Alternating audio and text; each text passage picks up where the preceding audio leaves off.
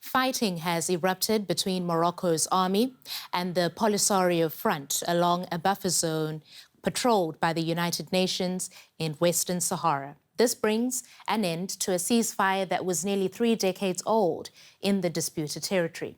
Now, Morocco claims ownership of Western Sahara, but the Polisario Front is demanding independence. Tensions have simmered for years and are now flaring up. The newest flashpoint in an old conflict.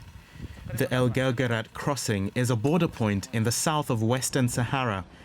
It controls a highway that runs all the way from Morocco to Mauritania, a vital route to the rest of Africa.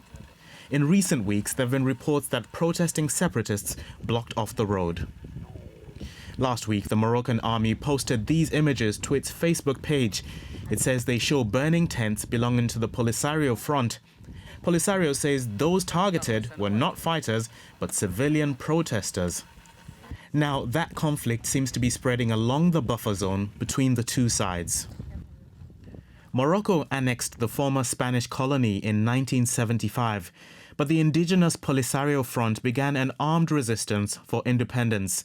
The war raged on until 1991, when both sides signed a ceasefire. They now split control of the territory.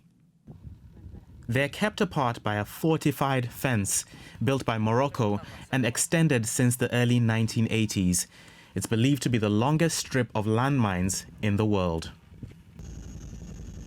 Following the renewed hostilities, the Moroccans have since mobilized their forces, and the Polisario is also rallying its fighters and calling for volunteers. And I'm now joined by José Antonio Bautista. José is a journalist who's covered the region extensively and visited the Polisario-controlled areas. Welcome to DW News Africa, José. So there are reports that both sides have begun a mass mobilization and that the fighting is escalating. What are you hearing from your sources on the ground? Well, as you know, in any conflict, we have a lot of propaganda, but what the Moroccan and Polisario sources say in the same way is the war is back, even if they supposedly didn't want to reach this point. There are some fires now between both armies, even if they are not very big in this moment. And both also think that once the UN mission in this region, MINURSO, leaves the place, the conflict will reach a higher level. And José, just explain that dynamic, because one of my questions to you was going to be about that UN mission. You're now implying that UN mission could leave. Just explain that for us. As you know, since 1991, the UN mission MINURSO has been there in the place, in both the Western Sahara under control of Morocco and also the Sahrawi the place under control of Polisario.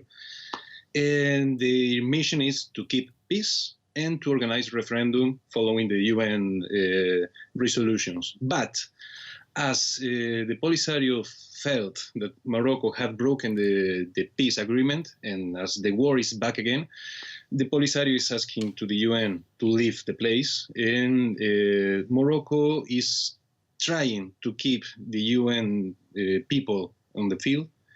But if the war keeps in the time, and it seems it's going to last for a long time, the UN people will have to leave the place, both the place under control of Morocco and also under control of Polisario, and both sources from both sides agree that the conflict will go higher and higher and higher once the UN people, the UN mission, MINURSO, leaves the place.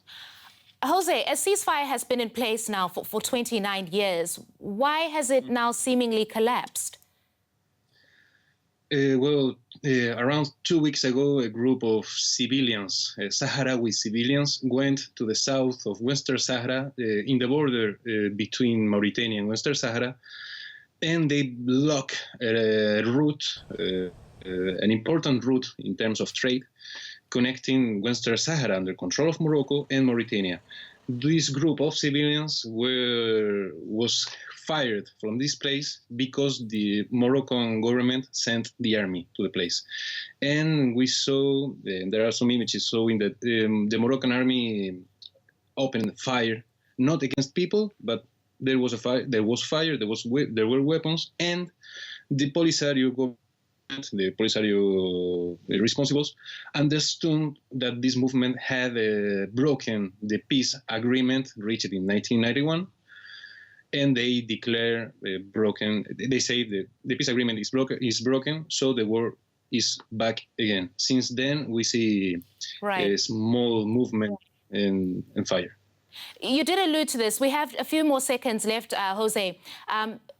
What is there a sense that this could be solved diplomatically somehow? You were talking about the fact that it could escalate, especially if the UN mission were to be retreated.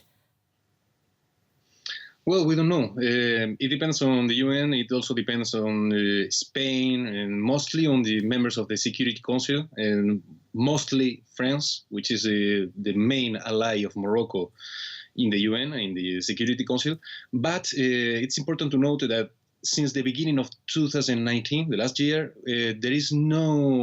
we don't have any special envoy from the UN. The MINURSO is still there, but there is no one in charge of the mission. So this diplomatic way seems to be quite